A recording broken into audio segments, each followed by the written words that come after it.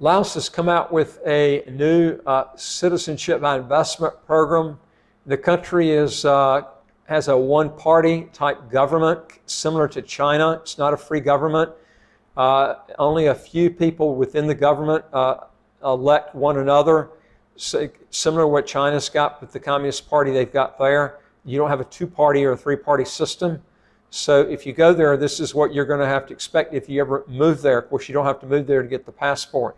But I'm going to also give you a little bit of comparison with this and the fast-track programs of the Caribbean. Now, this just came out. Laos is now granting honorary citizenship to those who invest or donate 1.5 million US dollars. Now, it plans to grant this honorary citizenship to foreigners who, prior to applying, invest 1 million in the country, as well as donating 500,000 towards socioeconomic development. And this came out in the Laotian Times. Now, the news comes on the heels of the gazetting of Decree number 114 of 2022, which states that investors approved under the program will be exempt from entry and exit restrictions in Laos and be able to settle permanently in the country. You'll also be allowed to purchase land on a state-owned property for a specified period and lease both state and privately owned land. Now, this is all leasehold property. You can't get freehold property there, similar to what China and Hong Kong's got. I don't like any type of system where you buy land on a leasehold system because you don't hold title to it. The government owns it. You just lease it for many years. Freehold, you own title to it. Your name's on the actual title. This is what I would be sticking to. This is what you have in the fast-track programs of the Caribbean when you buy land there. It's all freehold property. Note now again that all land in Laos is owned by the state. So purchasing land for a specified period implies long-term, what's called usufruct, similar to the Chinese system.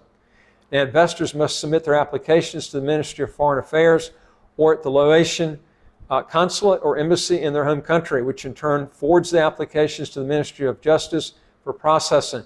Now, the ministry will then have 30 days to review and evaluate the application before turning it over to the government for final approval. Now, questions have arisen in the past regarding the value of honorary citizenship, which technically speaking isn't citizenship. This is the gotcha. Okay, the distinction can actually become a critical one for purposes of travel. Now, border unions like Shenzhen or individual countries typically apply visa restrictions or visa waivers to the nationals of particular countries. Now, the manner in which nationality is typically demonstrated at a border is through the travel document, such as a passport or ID card. Now, an honorary citizen may be issued a passport, and in many cases, border agents will accept this as proof of nationality. Now, strictly speaking, border agents need not admit passports issued to honorary citizens, but in practice they usually do, because most honorary citizens are not marked as such. In other words, the passport's going to look the same with an honorary versus just a regular passport. But they might question you on this, and they might do more checking, and this could really screw you up.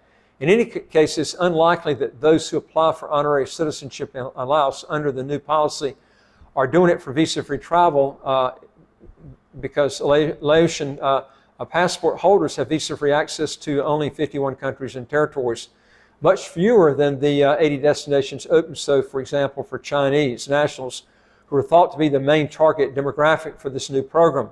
Now, the government also hopes the program will give Chinese investors widened abilities to enter the multi-decade land use agreements, will engender more development projects in the capital hungry country. This is really going to be basically for people that are already there. You know, maybe Chinese people that are already there, and it just gives them a fast track if they want to get the citizenship and change their situation and give them more opportunity for their business.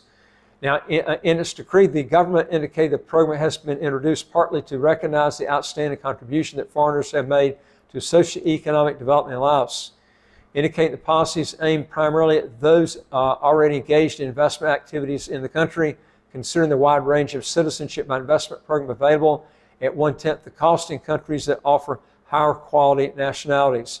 Laotian citizenship will likely serve more as incidental bonus for investment that would not have taken place in any case. than as a means to attract investment that would not otherwise have found its way to the country. In other words, most of the people who are going to be getting this are going to be people already there that already have businesses that are wealthy, and a lot of those people are Chinese. But if you see something that you like in this passport, but if you compare it with St. Kitts, you're getting like 3 times more visa-free travel with St. Kitts than this passport.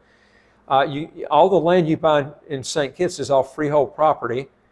There's no income tax, no capital gains tax, no estate tax, no inheritance tax in St. Kitts. Now, Laos does have a territorial tax system. If you live there, you're not taxed on income outside the country. But, I mean, look at the price you're paying, $1.5 million for a third of the visa-free countries that you would get with St. Kitts. And St. Kitts is an English-speaking country. Anyway, if you want to know more on this, go to our website, www.citizenshipquickly.com, and just ask for some help. Also, if you want new videos like this, hit the subscribe button at the right of your screen right here. You get new videos automatically as they come out. I would like to hear from you. If you got a question or comment, just put it below, and I look forward to talking to you on the next video. Take care.